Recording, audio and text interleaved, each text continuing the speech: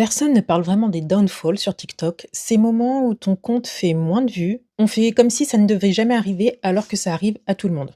Ces derniers temps, je fais moins de vues sur TikTok et ça ne me stresse pas. D'abord parce que la TikTok monnaie, ça n'a jamais été un pilier pour moi, c'est un bonus. C'est agréable quand c'est là, mais c'est complètement indispensable dans mon business model. Ensuite, il y a une chose qui est importante de prendre en compte, c'est les preuves.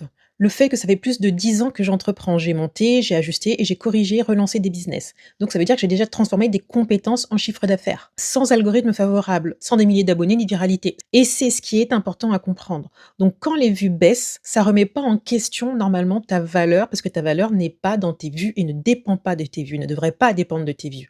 Et du coup, ta capacité à vendre non plus ne doit pas dépendre de tes vues non plus. Et pourtant, mes clients viennent des réseaux sociaux.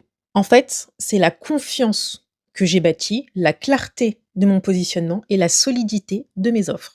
Concrètement, ça veut dire que je suis capable de tenir dans la durée, de tenir une relation avec ma communauté, avec les différentes personnes engagées. Les vues, c'est pas le moteur de mon activité et c'est pas un métrique fiable.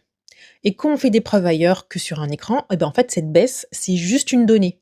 Maintenant, si on descend un peu plus profond dans l'analyse, pourquoi j'ai moins de vues? Eh ben parce que moi je change. Et oui, parce que en bonne multipotentielle, j'ai besoin de tester.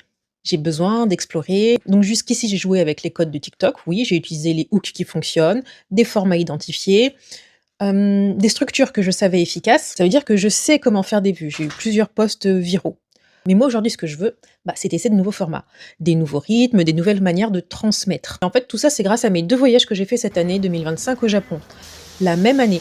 En fait, ça m'a fait réaliser quelque chose de très simple. Là où avant, j'étais capable de faire un voyage tous les 5 ans, voilà, à peu près, et ben, de faire 2 gros voyages, notamment le Japon, qui, à la base, était quand même ma destination de rêve, ça m'a fait comprendre que j'avais le luxe de faire ce que je veux, complètement ce que je veux, et de créer sans pression immédiate.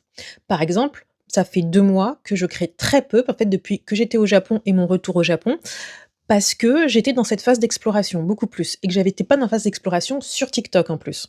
Mais ça permet d'explorer sans panique, sans que tout s'écroule. Et c'est pour ça que je peux me permettre de flop sur TikTok. Et c'est une conséquence directe d'une structure solide, et c'est contre-intuitif. Tout ça pour dire que copier ce qui marche fatigue quand on est multipotentiel. Je le vois avec tous mes coachés. C'est pas un problème de discipline, je le redis encore une fois. C'est un besoin d'évolution, d'un nouvel ajustement créatif. Et je préfère traverser une période de test que de rester enfermé dans un format performant, mais qui ne me convient plus, qui ne me stimule plus. Donc, je vais continuer à faire ça, même si ça déroute l'algorithme pour l'instant.